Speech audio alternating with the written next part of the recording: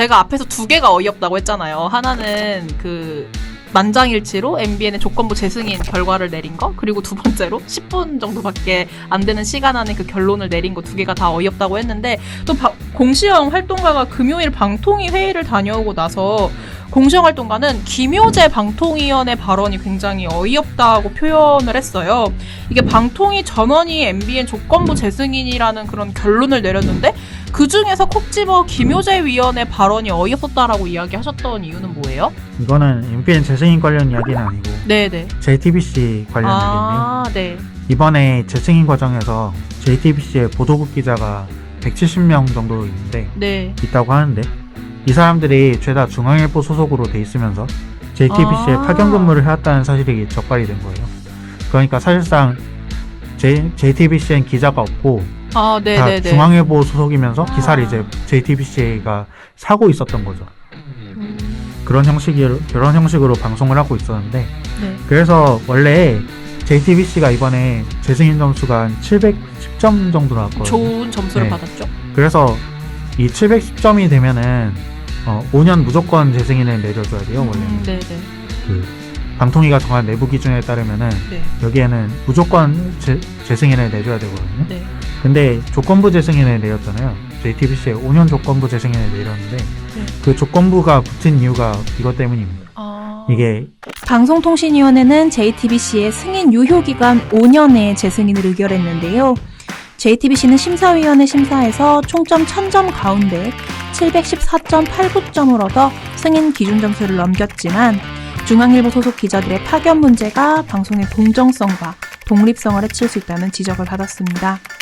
이에 방통위는 소유 경영의 분리를 통한 방송의 독립성 강화를 위해 중앙일보 소속 기자의 파견 문제 해소를 JTBC 재승인 조건으로 부과했는데요. 이에 따라 JTBC는 재승인을 받은 뒤 6개월 이내에 파견 문제를 해소하는 세부 계획을, 관련 계획을 이행한 뒤 1개월 내에는 이행 계획을 각각 제출해야 합니다. 그러니까 이게 불법 행위라든지 문제적 행위는 맞는 거예요, 그러면? 네, 그리고 이제 곧 파견법 위반했는지 고발도 들어갈 거고.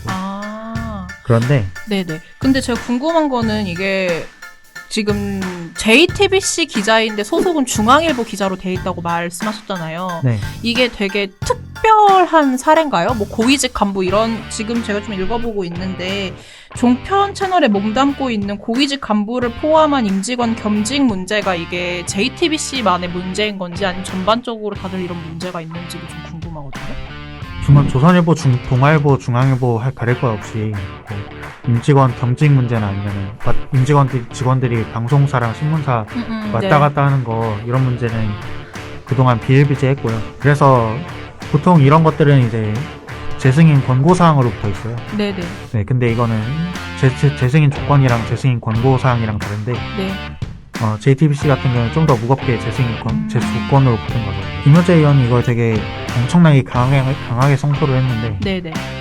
여기 대해서 5년 재승인하는 게 맞는지 의문이다라고까지 했어요. 그러니까 JTBC는 일부를 제외한 전원이 중앙일보 직원으로 중앙일보가 프로그램을 만들어 JTBC에 파는 구조다. JTBC는 정당한 대가를 지불하기 때문에 문제가 없다고 주장하고 있지만, 공공재인 방송사 운영의 독립성을 강조한 방송법 제정 취지는 무색해지는 것이다. 방송사 지분 제한과 특정 언론의 여론 독과점에 대한 사회적 논의와 인력 파견 문제가 지속적으로 제기되어 왔다는 점을 감안하면 JTBC의 주장은 근거가 빈약하다. 파견법이나 공정거래법 위반 문제는 없는지 관련 부처에 알려야 하고, 중앙일보에 고용된 직원의 인사상, 신분상 문제 등을 살펴야 한다. 근데 저번에 MBN 행정처벌 때 김효재 의원이 든 대표적인 논리 중 하나가 행정 권력을 절제해야 된다는 거였어요. 그쵸. 네, 행정 권력을 절제해야 되니까 우리가 그 MBN에 무거운 처분을 할 수 없다, 이렇게 한 건데, JTBC는 사실 원래대로라면 점수 넘겼으니까 그냥 그 무조건 재승인을 받아야 되는데 조건부 재승인 내줬잖아요. 네네.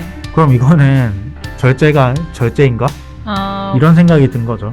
그리고 지금 공시영 활동가의 이야기를 들어봤을 때는 김효재 위원 발언이 정말 그 JTBC 관련한 발언이 정말 종합 편성 채널 전체의 뭐 문제를 지적하기 위해서 한 발언이라기보다는 좀 정치적 입장이 들어가 있는 문제 제기였다, 뭐 이렇게 볼 수 있는 건가요? 네, 그렇고요. 그 저번에 4월에 네네. TV조선이랑 채널A 재승인 나올 때 있잖아요. 그때도 이제 대표이사나 네. 주요 임원들의 겸직 문제가 됐었어요. 아, 그때도. 네. 근데 그때 안영환 상임위원이 이분도 야당 추천위원이죠. 야당 추천이었죠.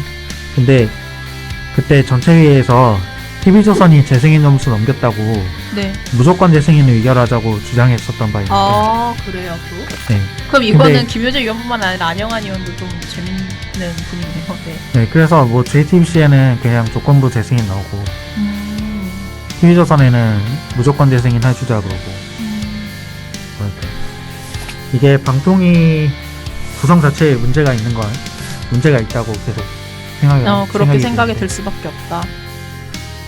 정당들이 이제 전직 정치인들을 이제 방통위원으로 파견한 거잖아요. 그쵸. 그래서 방통위 전체에서 정치질을 하고 있는데, 그러면 위와 같은 이제 내로남불식 논리가 네네. 횡행할 수밖에 없는 거죠. 제대로 된 심사는 당연히 이루어지기 어렵고요. 그래서 어느 방송사냐에 따라서 방통위원들의 결정이 달라질 수 있는 이러한 상황을 우리가 지금 꾸준하게 보고 있다, 이렇게 정리해 볼 수 있겠네요. 네, 그렇죠. 뭐 이렇게 MBN 사건처럼 공익적인 목적이 절실히 요구될 때는 행정 권력을 절제를 하고, 그러니까요. 네, 내가 싫어하는 방송사 나왔다고 행정 권력을 아주 영끌해서 행사하려고 하고, 영혼까지 끌어모아서 행사하려고 하고, 이런 거를 봤을 때 방통위원들 자격에 대해서 좀 의심을 할 수밖에 없다, 이렇게 말씀해 주신 것 같아요.